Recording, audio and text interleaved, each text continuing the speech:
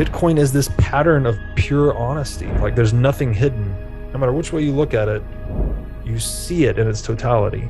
And if money is such an important pattern for the human species, doesn't it make sense that an honest, truthful, sincere pattern like that would resonate into us? Like in the same way that fiat corrupted our character and our souls, doesn't it make sense that this unincorruptible money would cleanse us of that?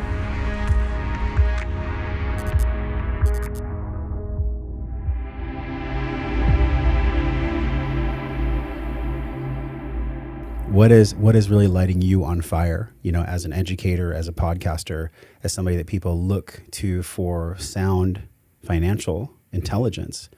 What is something that, wants to come through your heart today? I mean, the whole concept of fiat, and I think you're smart to integrate the financial aspect into your media channel because it is so essentially human, right? If we don't have the cooperative economic financial aspect to ourselves, then we are animal and we go nowhere. We can't get ourselves out of depravity. And the big thing that is really lighting me on fire recently is the entire notion of fiat itself. I think it's all rooted in fear, ultimately, on both sides, both the individual or group imposing fiat and the victims of the fiat are both acting out of fear rather than love. And I think that is the fundamental psychological schism on humanity. This love versus fear concept around fiat, maybe just describe what fiat even is. Used to be things were backed by gold, backed by seashells. We had tribes in the world where they actually traded goods. But fiat is essentially two people rubbing their fingers together. But I love the way you described it, where it's one is love, one is fear. Yeah. So before Bitcoin, the term fiat currency was virtually unknown, even though it was ubiquitous. We all use fiat currency. But the term fiat is even bigger than money. Money is a very important part of it. But the original fiat was fiat lux, actually.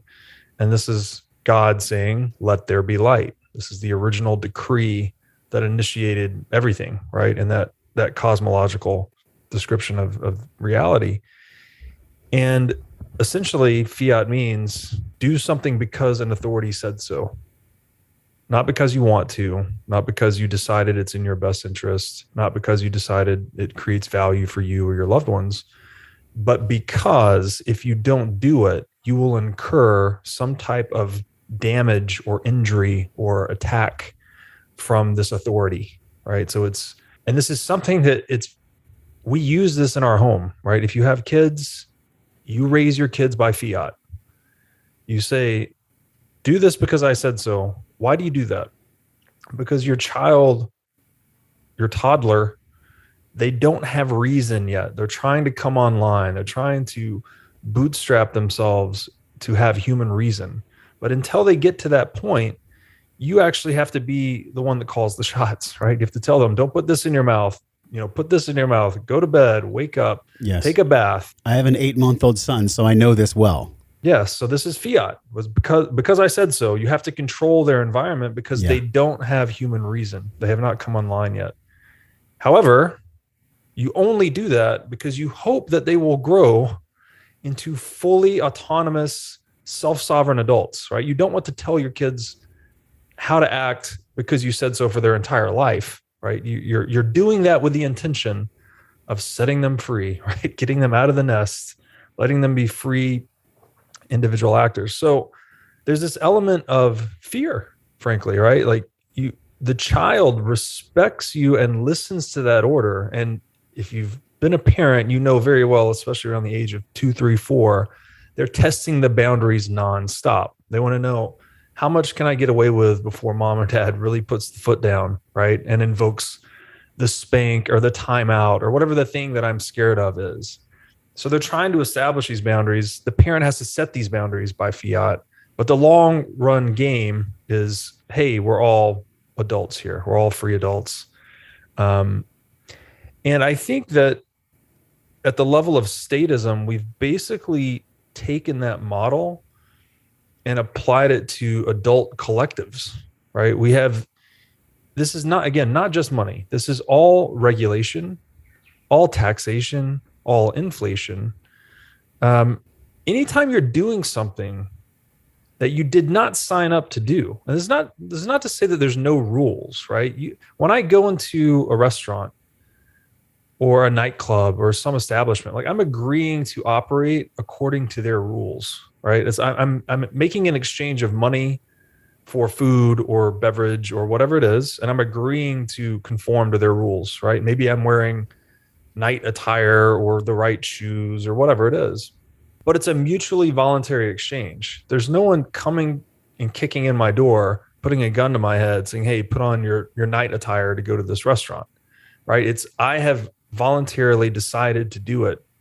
I have voluntarily agreed to come into your arena and play by your rules. So that's the key point, is this notion of voluntarism or mutual reciprocity, something like that.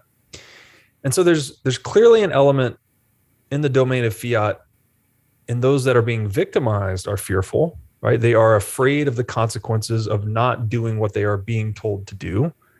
But the more I thought about this, I think there's equally an element of fear on the perpetrator of fiat as well. The authority saying, do this because I said so. Because why else would they say that, right? And most people would traditionally associate this with a hunger or thirst for power, like political power or control. That is an expression of fear too. Because why else would I be trying to control or dominate you if I wasn't scared of what would happen otherwise? Mm-hmm. All right. So it's an expression of fear by both the victimizer and the victim, I think. And so fiat itself, legislation by fiat, we're psychotic basically today. We think we can fix the environment by passing a law. We think we can, we can change people's behavior. We've had, in China, they had a one-child policy, right? We've had tax incentives trying to get people to spend more, do this, do that. And I think it's just all broken, because at the end of the day, you're wielding the rod of fear to try and get people to do what you want them to do. And that's not a sustainable mode of organizing human beings. Because even if it works, even if I wield the rod and say, do this because I said so, and you do it, you're still keeping tabs, right, in your mind that, okay, I didn't want to do this and I did it anyways. So the first chance I get to backstab this guy or cut out or dodge the authority or, cut corners, bend the rules, whatever, I'm going to take it, right? So you're creating this incentive to abdicate from social organization because it's all done by fear. Versus in the alternative universe here, this would be the libertarian / Bitcoin or freedom maximalist viewpoint, is that you just let people choose for themselves. Let the adults be adults. The adults will choose what's best for them. If they don't like it, they'll say no. If they do like it, they'll say yes. That is one of the most powerful entry points to a conversation about digital currency and about the freedom that it brings that I've ever heard. And I love it so much because I think about what it means when I parent my son. I do it from a place of love. I'm not trying to control him. I'm trying to keep him safe, and it's a genuine intention. So I'm curious from your standpoint, and we're going to go so deep into the different terms around money and blockchain, and for people that are just starting this journey of financial independence and financial freedom, we'll go deep today. But to pull the e-brake and go back to the way you started this, that was so powerful. If there was a timeline of money that you could just glance with us, where did we start to go wrong? Was it on the seashore when we were in tribes? Was it the golden age? Was it the powers that be in England? Like, where did we actually start to use fiat from fear instead of controlling people just through a natural system? And it's actually not even true, not even controlling people. Where did we go wrong where we started to go towards control rather than just letting life live itself? People caring and trading for and with one another. Yeah, you hit the nail on the head there, because it's not about, fiat is about control, right? It's about, I want to project my mental model onto the world, and I want you to be a chess piece in that mental model so I can move you around like a cog in the machine. versus, which is clearly just bullshit, first of all, right? Humans are not cogs in a machine. We're not mechanical in any way. We're dynamic, complex, adaptive systems. Each of us is self sovereign. To try and reduce someone to a piece on a chessboard just doesn't work. Um, this idea of control, like it's been with us for forever, basically, right? I would say this is the thing we've been trying to wrestle with as a species since the beginning of time. It's this realization that, you know, the unique power of humanity is this, that we can, what we're doing right now, we can tell and believe stories. So we can construct imagined orders, to use the Yuval Harari term, and we can organize ourselves within these imagined orders to coordinate human action flexibly and in large numbers at a scale that no other animal can. So the common joke here is, you know, a chimpanzee troop can maybe be 150 strong. That's kind of like the limits of their social organization. It's called the Dunbar number. Yes. But you can unite 1 million Americans under a flag and send them across the ocean to go to war, right? That is a symbolic imagined order. You've coordinated 1 million humans. You've scaled up the ability for humans to cooperate and coordinate and project force in a way that no other animal can. That's why we run shit. That's why human beings run the world, because we have the power of imagination. The problem is we now have given that great power of imagination and imagined orders, in particular nation states, that is the dominant imaginary order of today, so much effort goes into trying to control the levers of that imaginary order. This is political power in a nutshell, right? If you just believe in the fable of the nation state, then you'll give anything for it, right? And this is, I forget, I think it was Hirachi. He called this the oldest lie, that it's a glory to die for one's country. You know, this is something we've been trying to get away from forever, and it's a stateism in general is a form of slavery ultimately. So this idea that, and maybe we'll shift a little bit here into taxation. So we know about taxation. What's the most common thing you hear about taxation? There's two certainties in life, right? Death and taxes. Okay. Well, we all know we're going to die, but do we all have to be taxed? Let's pull that apart a little bit. So what is taxation? What's so unique about it? Taxation is the only way governments generate revenue. Revenue in any other business in the world is done through mutual, consensual, voluntary exchange, right? Two parties come together and say, I like what you have more than what I have, and you feel the same. So therefore, we're going to trade. And we both leave that exchange feeling psychologically better off. I've created psychological profit and value for myself, as have you. And if we iterate that process, right, where only people are coming together and making voluntary trades, then we can accumulate psychological well-being and profit. But when you introduce the idea of taxation, you have a non-consensual exchange occurring. It's robbery, effectively. It's someone under the threat of legal attacks, violence, coercion, compulsion. You will give me this much of your property or else, right? So the very useful framing for this, because people get very hung up here, because we're talking about something that's been with humans since the beginning of time. So when I'm talking about taxation and I'm saying it's theft, people just want to throw it out. They're like, there's no way. How could it be theft? It's everywhere. Everyone pays taxes. It's the normal way of things. You, sir, clearly have a tinfoil hat on. Let's go on about our business. Well, let's think about this. If your effective tax rate is 100%, if all the product of your labor goes to someone else, goes to a tax collector, you are by definition a slave. That is literally the definition of a slave, right? I work, I don't get anything, none of the value I create do I get. It's all going to someone else. And hopefully they give me enough to survive if they value their slave. So a 100% effective tax rate is a slave.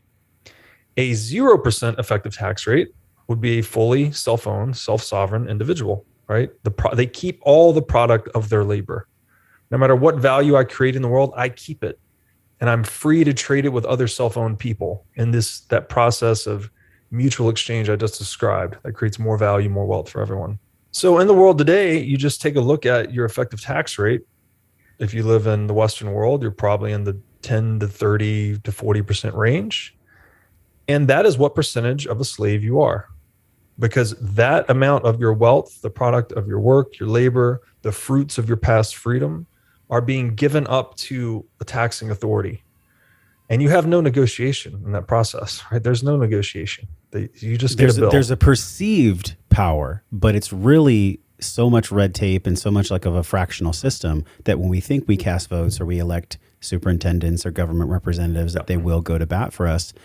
The unfortunate piece about what you're talking about, which is so profound, it's so profound here. We're talking about slavery and freedom, is that there's no structure in place that actually keeps in boundary the elected officials or the people that regulate these things. So they too fall prey really to what I think you started this podcast with, and that is fear or greed, right? Greed and fear, I think, are brother and sister. Yes. So there's something about the way that we have, like you said, the oppressor and the oppressed fallen into this trap of, if I just not make a big deal about paying 10 to 40% of my money as a slave, then I can drive on nice roads, I can go to the beach, and I can, quote, be safe. But what's fundamentally flawed about that? And how is that unraveling now? Yeah, the fundamental flaw in all of this, and I would encourage people to read Murray Rothbard if they haven't. He's an American philosopher and libertarian on this subject, but he makes a very clear distinction that in any system where taxation exists, you are bifurcating society into two classes. There are those that are benefiting from taxation on a net basis, and there are those that are being harmed by taxation on a net basis. And this can change year over year. You could be an oppressor one year and oppressed the next year, right? If you're, I don't know, if you're working at the FDA, getting a big fat salary, making a bunch of backroom deals, benefiting off the fiat currency complex one year, maybe you're an oppressor. And then the next year you go into private industry and, I don't know, start a landscaping business, right? And start to actually render real value to the productive economy and pay taxes. Then all of a sudden you're the oppressed. So this is a very hard point for people to understand. It's not like these people and those people. It's a fluid line that's moving all the time based on your economic participation. And so this bifurcation, though, creates what I think, it's all about property ultimately. And property is a really important point to define, because people tend to believe that property is the thing itself, right? Like I own a car or a house or stock. They would say that car is my property, this house is my property, the stock is my property. That's not what property is, though. Property is the relationship between that owner and that asset. Right? You can think about it like a list of who owns what. And there's a list that someone keeps, typically a government, and they say, hey, Robert, here you are, here's your identity, here's your social security number, and it's attached to this house, right? Such that if any other person comes into your house and tries to take a nap in your living room, you have recourse to some legal apparatus that can expel them from your home, right? You can call the cops or whatever it may be. So taxation itself, another way to frame this is it's just a violation of your property, right? It's just an erosion of that relationship. It's a breakdown of the integrity between owner and asset, or owner and the fruits of their labor in a way. So, and we've been kind of trapped in this situation historically because everything is physical. And this is where things get kind of bananas and you start to really look at the digital age with fresh eyes. Everything in the physical world requires physical security to protect that property right? Like if someone's going to steal your car or your house or your stock certificate, right? You need to be able to call on some higher force to stop that theft. Or you need to defend it yourself. You can defend it yourself, or you can outsource defense, basically, right? Just like any other business. The real problem we've been stuck with, though, is that we've been communizing our defense. We have a communist defense model today. So we all outsource our defense to the state. And we say, all right, well, I'm going to sit inside of this enclave of peace that's created by the state and play by the rules, right? And those rules are going to be whatever are imposed upon me. Well, when you're sitting in that enclave, you have property rights. You can create wealth according to their rules, but the problem is the institution that we call the state that's charged with preservation of your property rights is at the same time generating revenue from violating your property rights. So you can immediately see, I think the conflict of interest becomes quite evident. Yes. You're like, wait a minute. The organization that we put together to protect the relationship between me and my assets is the same organization that preys on the relationship between me and my assets. This might be very alarming to people that are just hearing this for the first time, but what you're saying has always been there since the very beginning. In some ways, much more violent than now. And I think the subversiveness of the taxation and the subversiveness of the way that it's happening now is under the guise of it's good for you. It's there for you, unity, the stateism you talked about. You can send 1 million people to war, but Dunbar effect happens at 150 with monkeys. Like, these are things that we all need to take serious mental stock of because they really trap our amygdala. So as you know, I'm sure in your studies around money and people's wounds around money and beliefs around money, the amygdala is the fear center. So if my amygdala is toning my vagus nerve way over to the sympathetic side, I'm not going to breathe. I'm going to be in fear. I'm going to do what I'm told. I'm going to be a good little boy and a good little girl. I'm going to pay my taxes. I'm going to do what I'm told, and I'm not going to ask any questions. There's a psychological wounding, Robert, that happens. And I'm curious, you've been on some of the biggest podcasts and you've spoken at some of the biggest lectures, and people look to you as a source of information when it comes to financial intelligence. What is the financial wound that we are experiencing as humanity, and how are we transcending that wound right now with digital currency? This could speak to actually the emergence of money. So we've been in this trap, this sticky situation, let's call it. I need to outsource defense of my property to this organization, but that same organization also preys on my property. So it's a pretty sticky situation, and the state has always been dominant, right? But we've gotten better through social revolution, through time, through the discovery of things like natural law, which I think are, life, liberty, and property. That's what this country is based on. Yeah. The United States is the greatest testament to the effectiveness of life, liberty, and property. We've clearly gone far, far astray 250 years into this experiment, but we started off really strong, right? We had strong rule of law, low and predictable taxes, and we had sound money. So it allowed us to accumulate a lot of wealth. In that aim of creating wealth for oneself and having high integrity property, I'll skip this, but everyone knows that gold is money, or everyone knows that gold is valuable, at least. Let's just say that gold was selected as money because it was one of these forms of property that was most difficult to violate, right? I could hold a ton of economic energy in a small space, in a safe, or buried in my backyard that no one knew about. Yeah. That is what made gold become the dominant money in the world. The fact that it can be held in a nondescript way, and at high density, right? You get high economic density in a small space. It's really important. And that is why, governments today hoard gold too, right? Gold as money is the geopolitical prime mover, right? You'll see especially now that we're seeing Russia and China fracture off of the West, they're going to start demanding more payments in gold. Any countries that go to war, the victor will always demand payment in gold from the vanquished. So it's like, we could think of gold as like the most pristine form of economic energy historically. However, problem with gold as money is that it doesn't work. It doesn't work for day-to-day transactions, right? Like you and I, we're in a global digital society. I can't send gold to you through the internet. I can't pay for coffee with gold. I can't carry gold in my wallet. I can't throw a bunch of gold in my backpack and go on a plane. I mean, you can, but it's like, this shit's so impractical. It's not even funny. So you end up with this very although money, gold is great as money for holding value across time, it's terrible for moving it across space. So what did we do as humans? Well, we introduced the central bank. The central bank, and there's a long history here, but starts out as a warehouse, becomes a bank, becomes a central bank.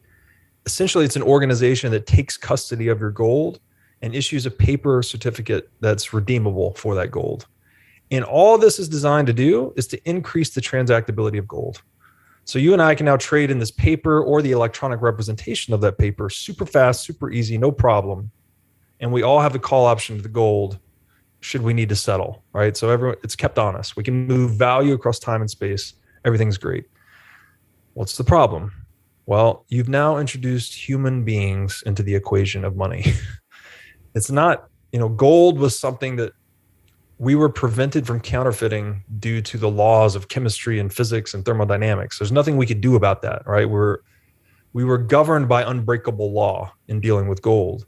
But once you put gold into a vault and say this paper certificate is a debt certificate for gold, right? As an IOU for gold, you've now interjected the human political element into that monetary system.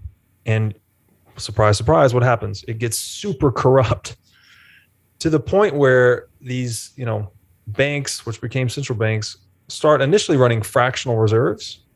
So they'll be issuing, 2, 3, 5, 10, 100x more paper than they have gold on deposit. So it's a fraud, right? They're perpetrating a fraud before finally reaching 1971, where they just broke the peg to gold entirely.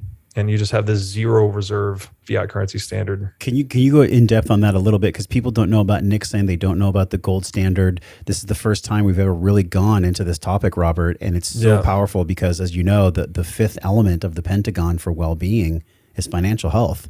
So if people don't know the source of money, what money is, where money came from, and how we transitioned away from gold with Nixon, and I think it was August in 71, then really there's no conversation. So this one, can you just shed light a little bit on what exactly happened in 1971? How does that impact us today in 2022?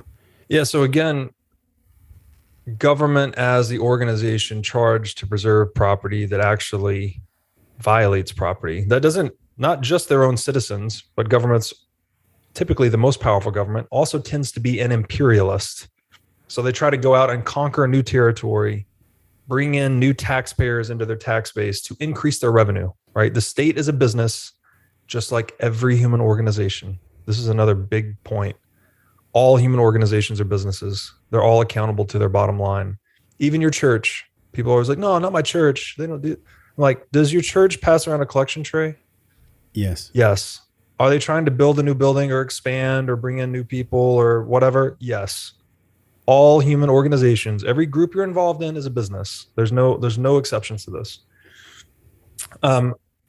Basically, we get to the 20th century where we're deep into the industrial age. Human beings have figured out how to project force across space and time in really new, unique, and savage ways. And what happens? We go into the geopolitical theater and we start testing things out. And things get out of hand, right? We erupt in this global warfare that we had never seen before. And World War I, World War II, there's a deep history there about how fiat currency enabled a lot of that. Hitler was born from the ashes of the Weimar hyperinflation. So there's something to think about. Do you think Hitler's bad? Hitler would have never existed if not for fiat currency. Could have never come to power. There would have not been a hyperinflationary event. He would have never taken power. Anyways, I'm going to skip some of this in the interest of time, but United States wins World War II. We have at that time the most physical gold in the world. So we are the dominant institution in the world. We have the richest and most dominant geopolitical institution in the world. What is the first thing we do after World War II? People want to talk about this. The war was about this, or was about that, or was about the assassination of Archduke Franz Ferdinand. And that's what started World War I. No, it's always about the money and about the property. Every organization's a business. Don't bullshit me with your moral narrative. It's always about the money. The first thing the United States does after it wins World War II is hold the Bretton Woods Conference. It rewrites the rules of the global economic order. And it says the dollar will be pegged to gold. All of your currencies, everyone else, will be pegged to our dollar. This gives or gave the United States the ability to print dollars ad infinitum as much as they want, send them overseas. Other countries send us goods and services in return. Pretty good deal for us, right? It's not even paper, by the way. These are just entries on a database. So the Federal Reserve adds zeros. They buy US government debt. Government takes that freshly printed money, sends it overseas to buy whatever they want.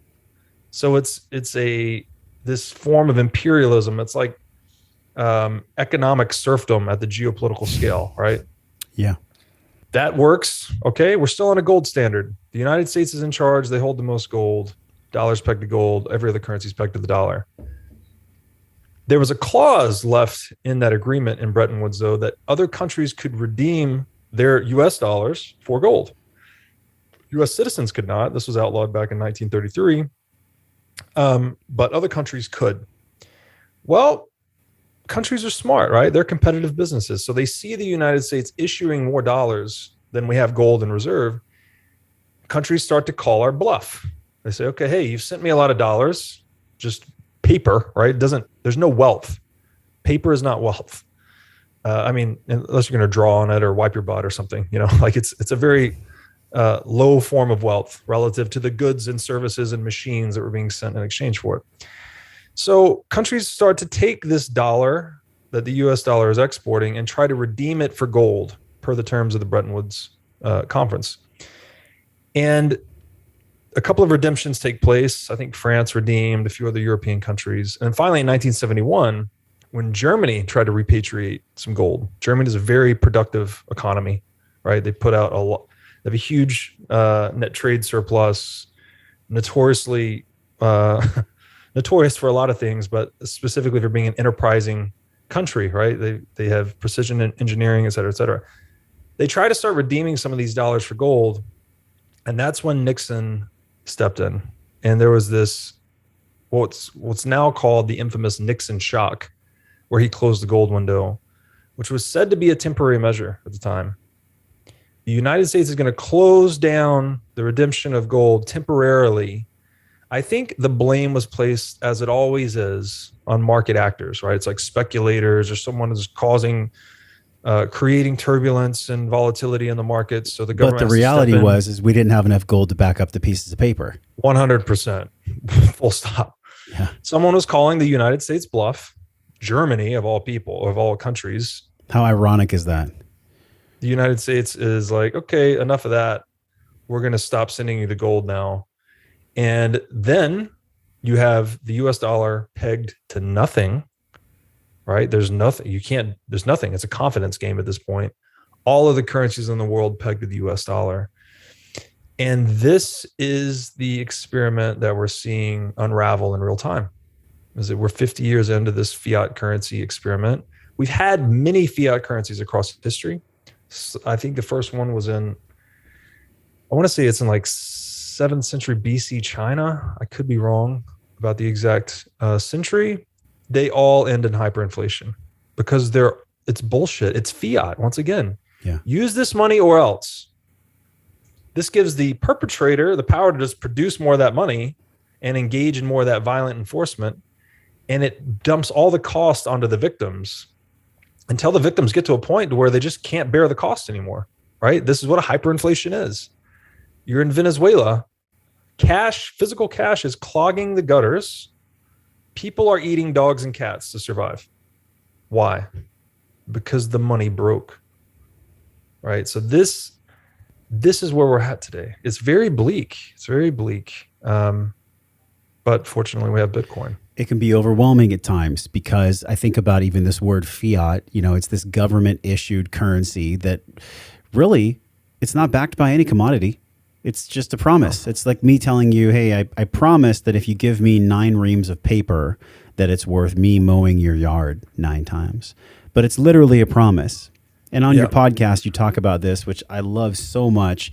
You said, what is money? This is the podcast that you host that we'll link in the show notes. You said it's a device for expressing value across space-time.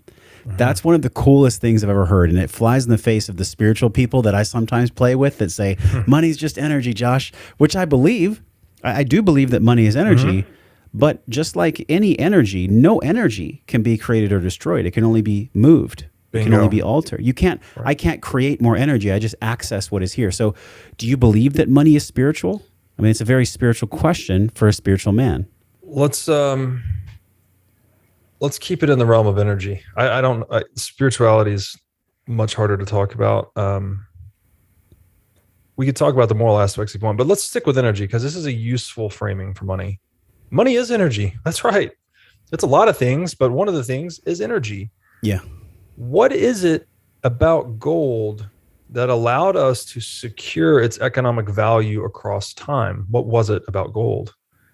It was the proof of work necessary to create gold, right? You cannot counterfeit gold. Yeah. No one has figured out how to create gold in a lab more cost effectively than we can mine it out of the earth.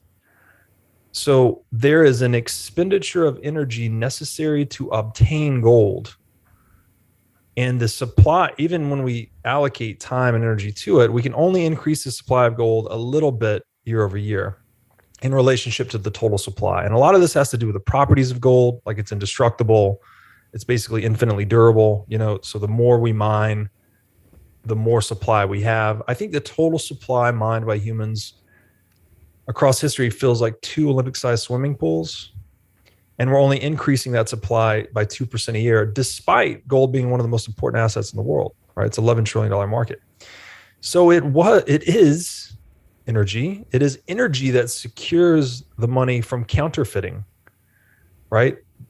Compare this to the US dollar, which is a centralized SQL database maintained on premise at the Federal Reserve, where you can increase the money supply, which is to say, inflate or counterfeit the money supply at the press of a button with the approval of 7 old guys. No energy is necessary, right? How much energy is it to press a key on a computer versus to go and mine energy out of the earth? It's a beautiful way to describe it. There's no security model. There's no security model in fiat. There is a security model in gold. So what happens? Okay, if money is energy, what's happening when you're just producing fiat ad infinitum? Well, you didn't spend any energy to create it, but those dollars can then be taken into the marketplace and used to acquire goods and services that are based in energy. It's like, you want to buy some steak? What is steak? Steak is the energy, the solar energy that's been converted into grass, that's been converted into beef. And now I can take these US dollars to buy that beef. So what is this doing when one group can arbitrarily expand the supply of dollars that we are all forced to work for? This is a very key point. Here's a phrase that really resonated with a lot of people. Inflation is legalized counterfeiting. Counterfeiting is criminalized inflation. They are the same thing. Yet people have, drink the Kool-Aid, so to speak, and they think that inflation is a normal and healthy aspect of a productive economy. And even the word inflation, it's euphemistic, right? It sounds great. If you don't think about the money, and I'm just depreciating the dollars, well, then your house is going up in price, your stock portfolio, your assets, your wages, everything the first order level of just an illusion seems wonderful. But what's actually happening? It's not the value of those things going up. You are being robbed in broad daylight all the time. It's happening right now. This whole conversation we've had, I'm sure you have dollars in a bank account or under your mattress or in your whatever. You can't even put them in your yard or under your mattress. You're still going to be diluted through fiat currency inflation because the central bank is a legalized counterfeiting operation.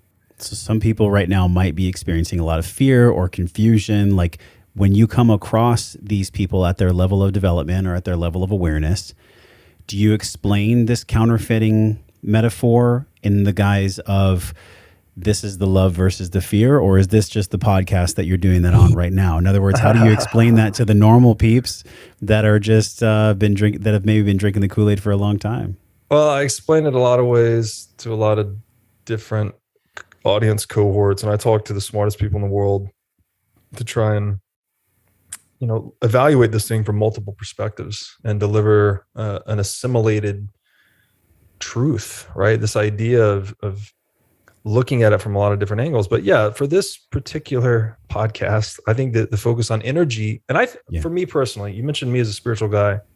I am a bit of a spiritual guy. Energy is everything, frankly, right? E equals MC squared. It's actually everything. Mass is frozen energy. Everything in the universe is made of energy. So, surprise, surprise, money is energy. So, again, what happens when we put money into a legal monopoly and we say this group of people can counterfeit money? Yeah. Everyone else is forced to use the counterfeit money. What's happening?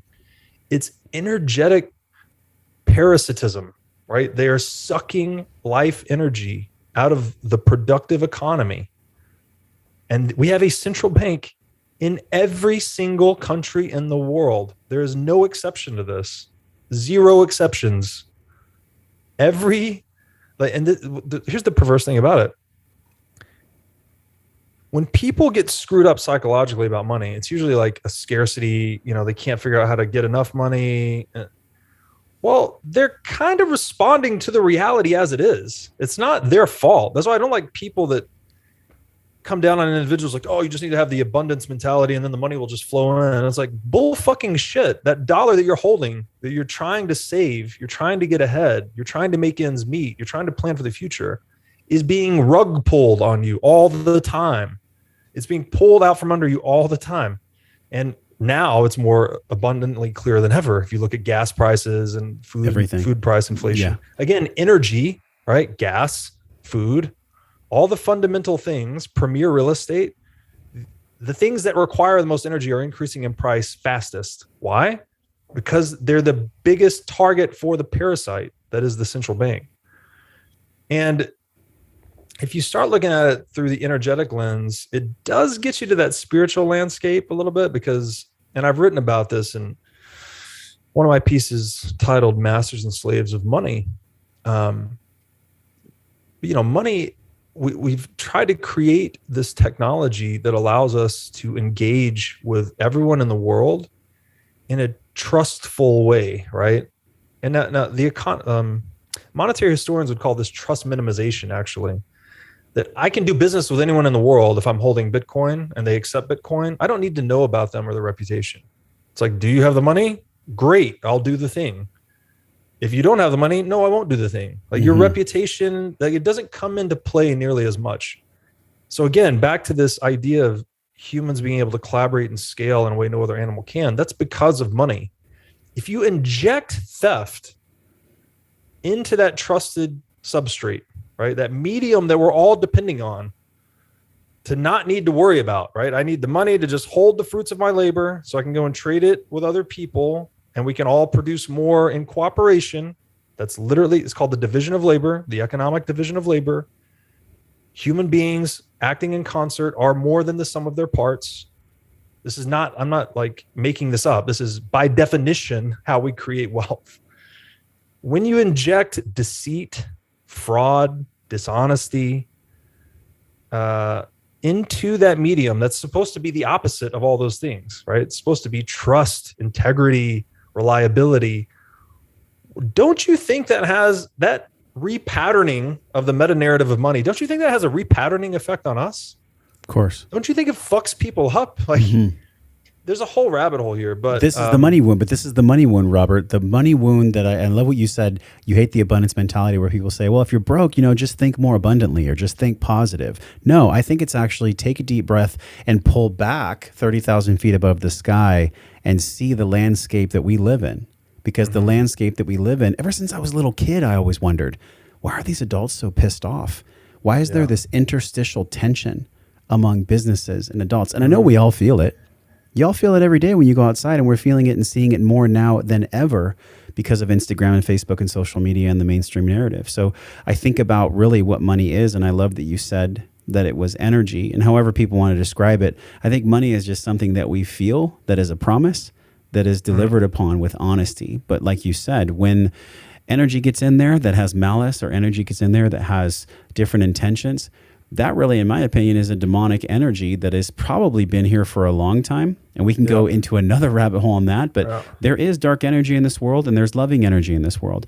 I think, and I'm curious how you describe this, what is the loving energy of Bitcoin?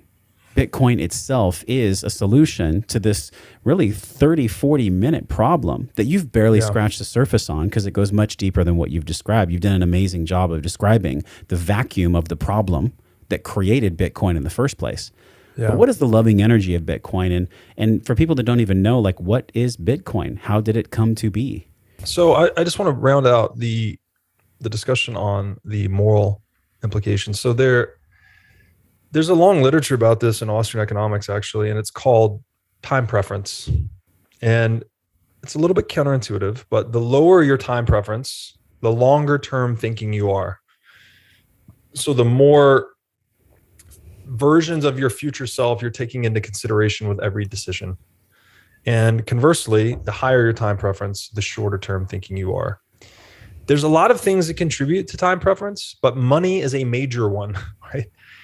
If your money is of a high integrity supply and it's predictable and you can depend upon it to hold its value across time, you're much more likely to have a lower time preference, which is to say a longer time horizon in all of your decision making. Conversely, if your money loses value over time and it's unpredictable, right? We don't know how many dollars are in circulation, how many dollars will be in circulation, who has them, who gets to decide, who's profiting from it, what are the rules. You know, now it's to the point now, I mean, I don't know who else is experiencing this, but when I try to send a wire, I have to like complete a fucking form and tell them who it's for and where it's from and where it's going. It's like, fuck you. It's private property. I'll do whatever I want with my money, right? We're regressing badly. So when your money deteriorates and robs you all the time, we are elevating people's time preference. Again, this is an economic term, shrinking their time horizons for decision making. And this is argued to be a demoralization or a decivilization by definition, right? Because think about it. If I'm going to make a decision right now, I could either go to the gym and work out and eat healthy and go to bed early, or if I know I'm going to die tomorrow, right? I've got a really high time preference. Like, well, shit, all bets are off. I'm going to go do whatever, drink and eat and spend. It doesn't matter. There's no certainty about my future. I'm sorry, there's no certainty about the future of my life. There's a certainty about my future demise. So all of your decisions become immoral. Like the less you consider your future whether in any one decision, the more immoral your decisions tend to be, the more consumptive you tend to be. And so I think with the debasement of fiat currency globally, we are shrinking the time horizons of both individuals and socioeconomic collectives in a way that de-civilizes humanity. And this is why the Austrians wrote that, I forget who wrote this exactly, but it said the moral standard and the monetary standard are inexorably linked. So we're actually dialing up or dialing down our morality, our consideration for one another based on the integrity of the money. And with something like that in mind, you could say that the integrity of civilization is really dependent upon the integrity of money, ultimately. And so when you had a society on a gold standard, you had human flourishing when there were not war times. But when you start to debase the currency, you start to see the opposite effect. And I think that's what we're moving into today. To get to the point about love, let's say this first. So if the integrity of money is a core contributor to the integrity of civilization, that's one useful way to look at the value of Bitcoin, is that we have, for the first time in human history, a perfectly predictable money. It's a fixed supply of 21 million. No one can change it. No political force can do anything about it. No government can outlaw it, sanction it, seize it. If it's custodied properly, it cannot be seized. That's very important. We talked about the evils of inflation. If it can't be inflated, that's very important, right? We talked about the nature of property, right? Where all property in physical space needs physical security. Therefore, we need a government or some institution of security, specialization, and violence to protect that property right. Well, guess what? Bitcoin's the first property right independent of the state monopoly on violence. It lives orthogonal to the whole thing. You're just outsourcing your security to a distributed network of self-interested miners.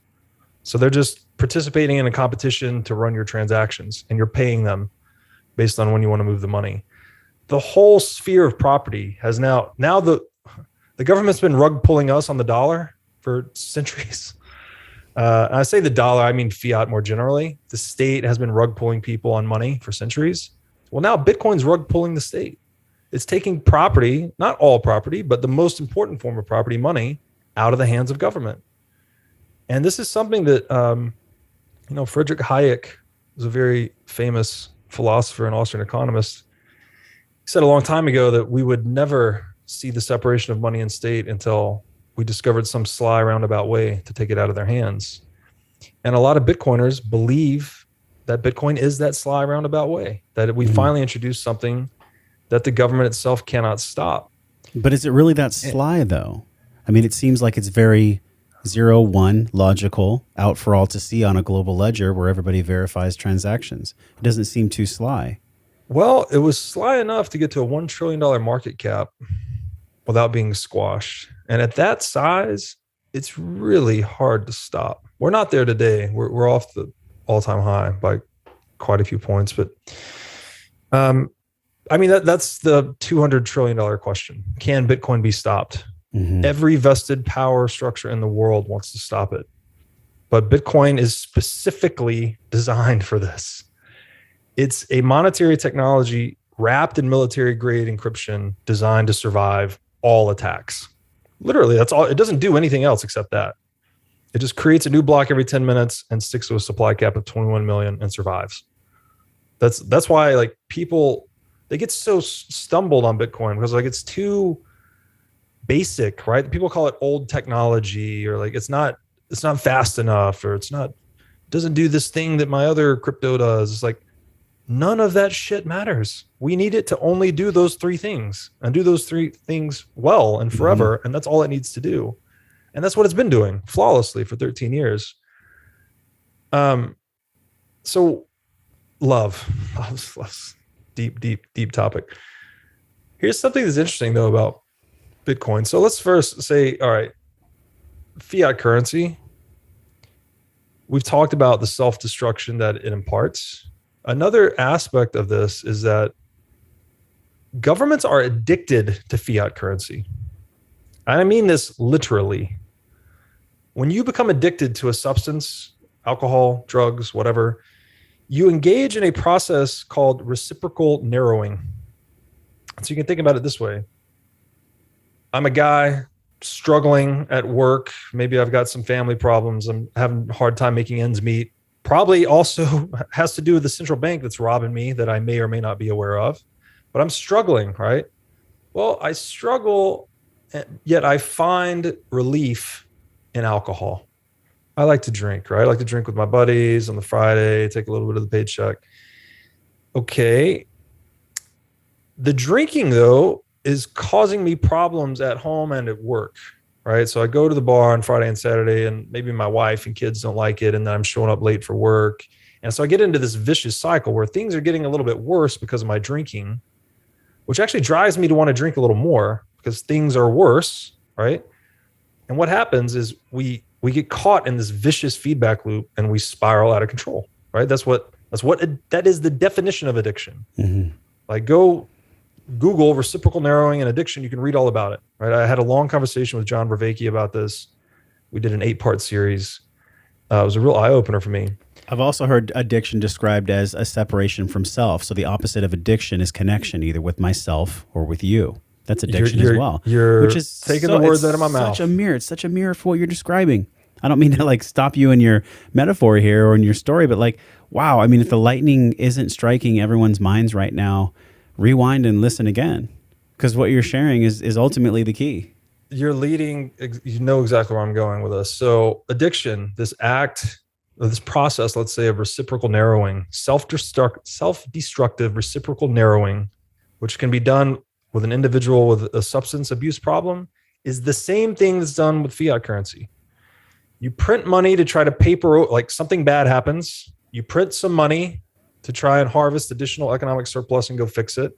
Well, what does that do? It sows the seeds for future inflation, that you need to inflate more money even faster, even worse next time to get less of an effect, right? So this is the whole, your first beer, you feel it, your second beer, you don't. You start to chase that original high, right? Yeah. This is what addicts do. Yes. This is what governments do, only they do it across spans of decades. What is the opposite of that? What is the opposite of addiction? This reciprocal narrowing, self-destructive process is love. Love is reciprocal opening, right? The best in me wants to see the best in you. I want to see you succeed and flourish. Your success and flourishing feeds into my success and flourishing. And then I feed back into you, right? This is the whole, and this is the essence of capitalism too, right? The division of labor and specializations. Like everyone do what they do best, own yourself, and trade with self-owned others, and we create more wealth, right? There's a reciprocity there that it's not just this soft thing called love. It has very tangible, pragmatic, economic results. Well, what is Bitcoin? Bitcoin is a money that once you hold, like if I hold Bitcoin and you hold Bitcoin, we now have, here's another definition of money that's useful. It's a call option on capital. So the money itself is not capital, right? I can't eat the money. I can't turn it. The money will not produce cars for me. I can go buy a factory that will produce cars, whatever.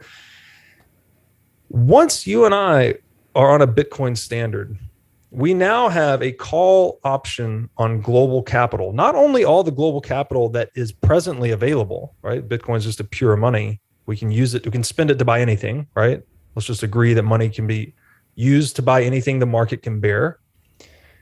But you have that forever, right? If you have 1,000 Bitcoin, you have 1,000 Bitcoin out of a possible 21 million forever. So if you're just holding that position and Bitcoin continues to outcompete these other monies that all fail, by the way, right? All fiat currencies go to zero.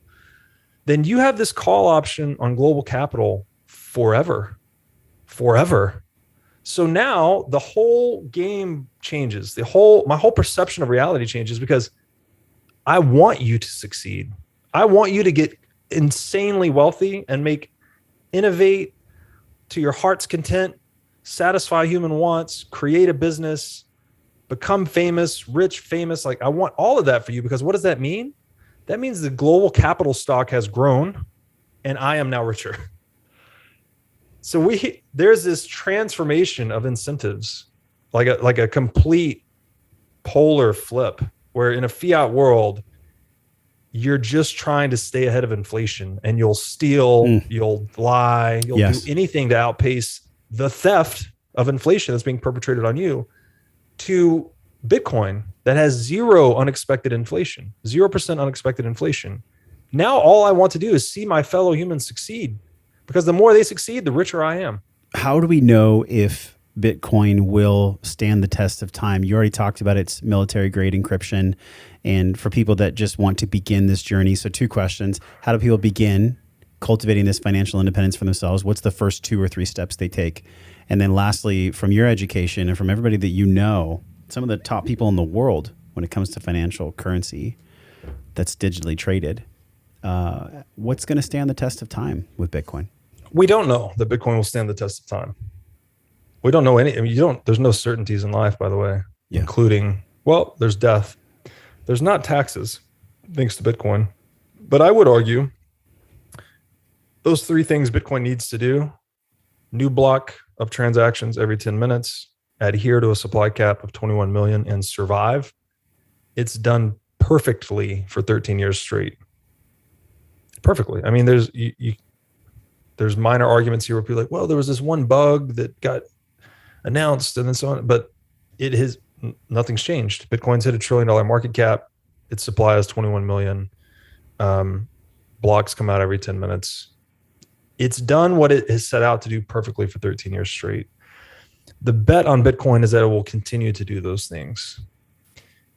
And if it does those things, a study of monetary history tells us that it will outcompete every other money in the world that is depreciated by fiat all the time.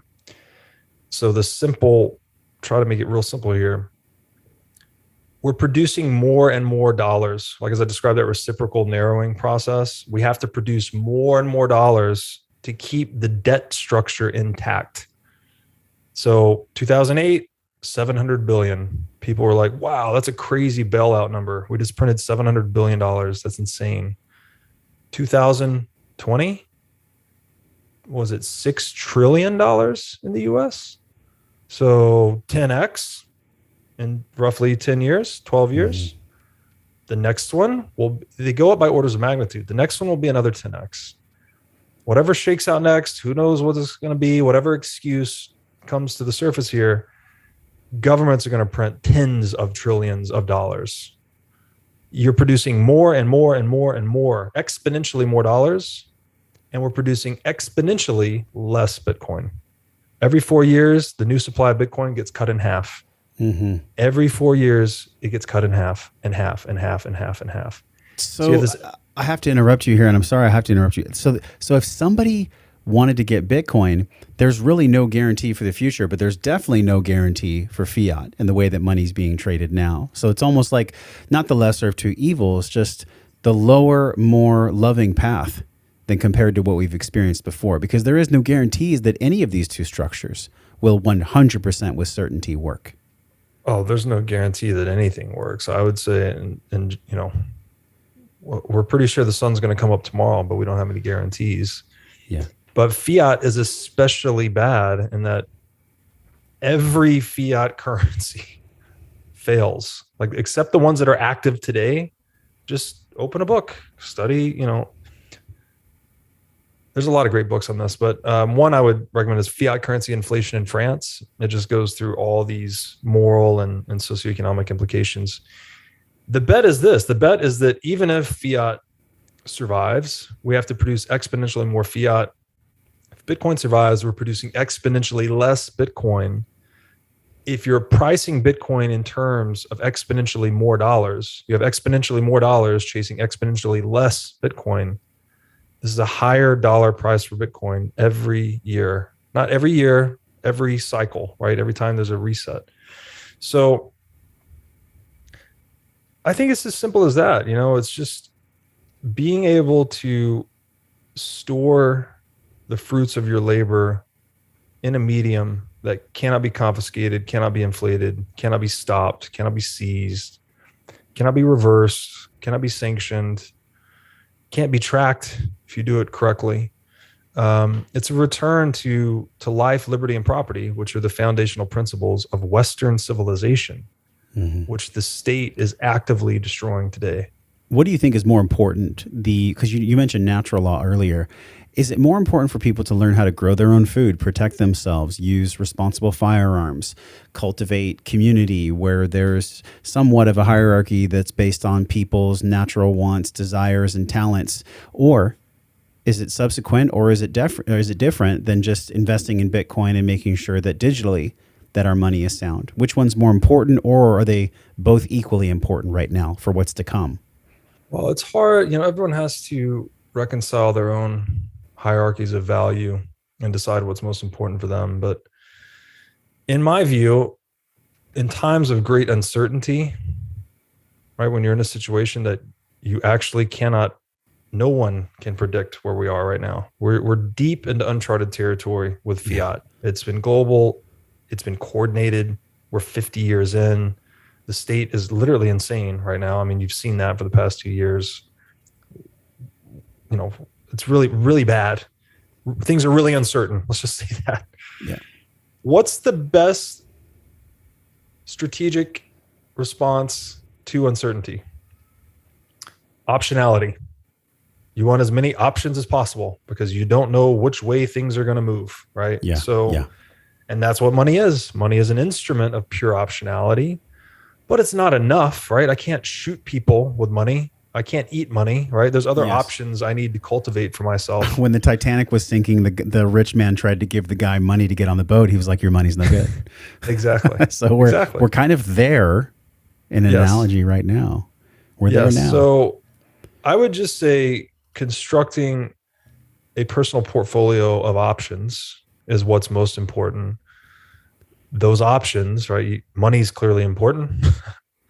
affords you a lot of options in the world, especially a money that you can put in your brain and cross a border with. You can't do that with gold. You can't do that with fiat. A money that can't be inflated. Um, a money, it just gives you a great deal of certainty by being in Bitcoin. Now, this people argue and they're like, oh no, what do you mean the price volatility is so high? It's like, I'm not advocating to use Bitcoin as like the money you live off of. Mm-hmm. I advocate for Bitcoin as a savings technology. So if you're looking to save and accumulate savings over the long term, that's what I use Bitcoin for, right? So I run a profitable business. I buy a certain amount of Bitcoin every single day. My revenue stream is not even. I have peaks and valleys in my revenue stream. If I have excess USD revenue come in and I'll be opportunistic on Bitcoin, I'll buy Bitcoin price dips, and I put all of it in long-term savings. So my strategy is to just accumulate as much Bitcoin as possible and never sell it. Never sell it until I have to sell it, right? And hopefully that's never. Yeah. Other pieces of this, I think, are looking at self-sufficiency with food, right? 3D printed firearms, decentralized media, right? What we're doing right now is a big hole in the state's edifice. They need, control over mainstream media is what allowed the state to be so dominant in the 20th century, but the internet has blown holes in that. So we're going to link something here as we say goodbye. And it was on your IG, and it was like, I don't know who it was, but it was a room of people. And there was this woman speaking, and she was like, Trump's trying to control how people think. And then she stopped and she said, but that's our job. She said it on accident, but it was actually what was there anyways. I think you mentioned like, oh, here's someone being human. It's like, we can only be this man behind the curtain for so long as a society before we do have to learn some tough love lessons. And like you said before, love isn't always soft and kind. Sometimes love moves swift. And I really hope, and I'm curious how you feel as we say goodbye, for the future of money and humanity, because I think there's a corollary with money's integrity and our health as a society. Yeah. Our health and our wealth are clearly very bound up, as we have advanced as a civilization, so has our lifespan, for instance, right? And it's not perfect, right? We have a lot of these fiat issues like fast food and whatnot that are destroying our health today. But in terms of my optimism, I'm extremely optimistic for the deep future of humanity, like the long run of humanity. I think the digital age is going to be the transcendence of stateism. I think we're going to wake up from this hallucination and be like, what the fuck have we been doing for 5,000 years? It's so perverse because the less coercion we have, the more wealthy we are. So it's like we're fighting over the wealth, but that is a self-defeating effort, right? The fighting over the wealth is the reason there's not more wealth. Because we're engaging in taking and not making, we're creating less aggregate wealth in the world. People are all screwed up mentally. It's a whole thing. The medium, like the mid game though, from here to there is just fraught with uncertainty, right? Like I recommend a book called The Sovereign Individual on this topic.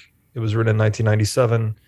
I actually had one of the authors on my show recently. We'll be dropping that episode soon, but this book predicted, again, written in 1997, the emergence of social media, the emergence of Bitcoin, the use of a pandemic by states to reinforce the validity of their borders. And it ultimately predicted the dissolution and collapse of the nation state in the digital age. And there's another rabbit hole to explain that. But let's just say that the digital age, the social institutions suitable for the digital age are going to look nothing like what we had in the industrial age. We're starting over.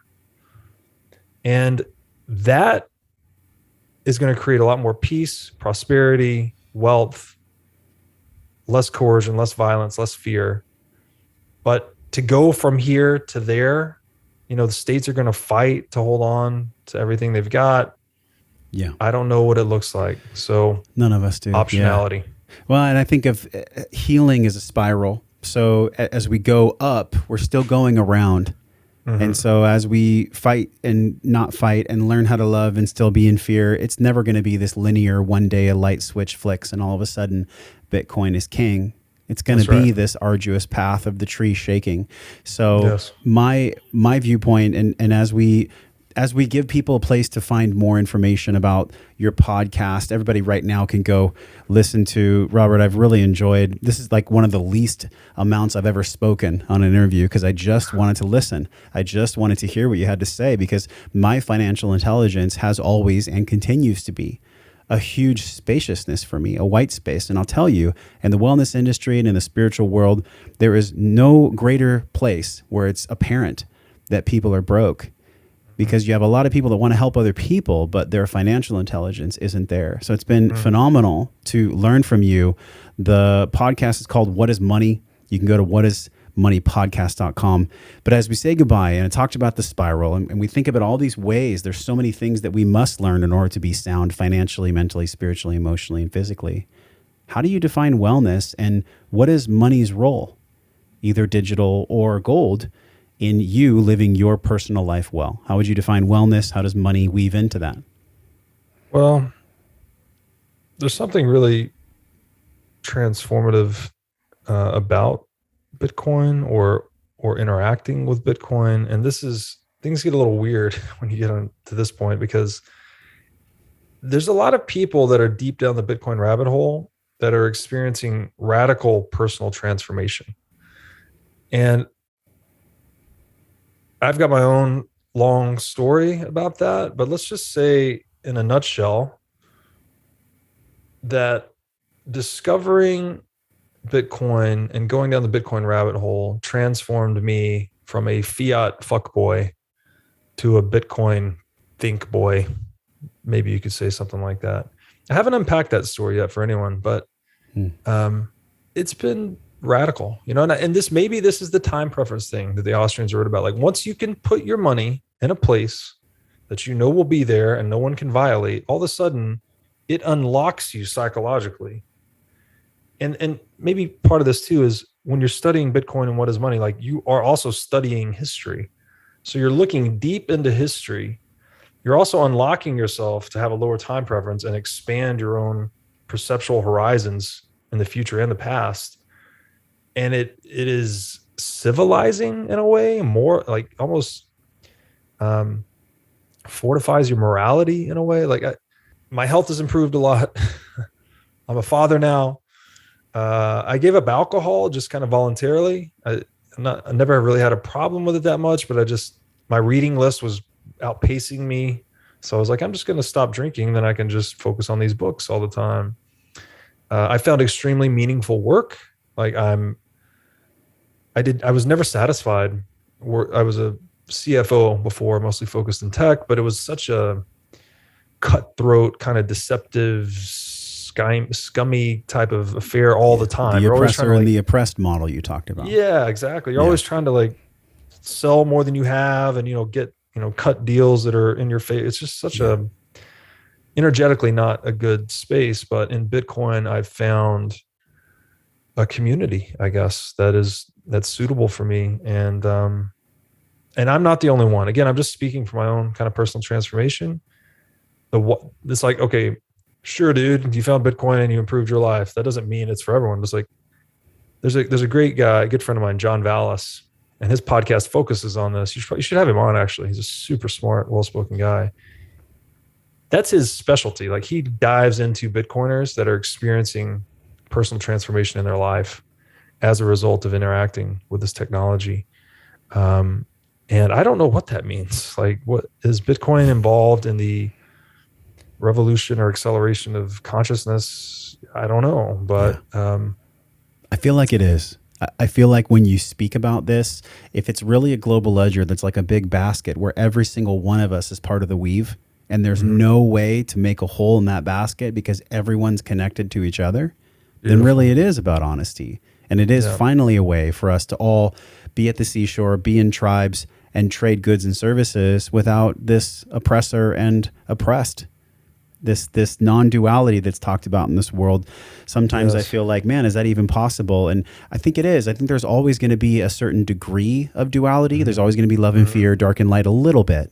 But Hmm. we're so out of keel right now, and Hmm. we're so towards the path of fear, collectively, energetically, objectively. I mean, it's radical. So I've really appreciated this kind of conversation with you, because we didn't get into the weeds and the nuts and bolts of how to trade Bitcoin and what to look for.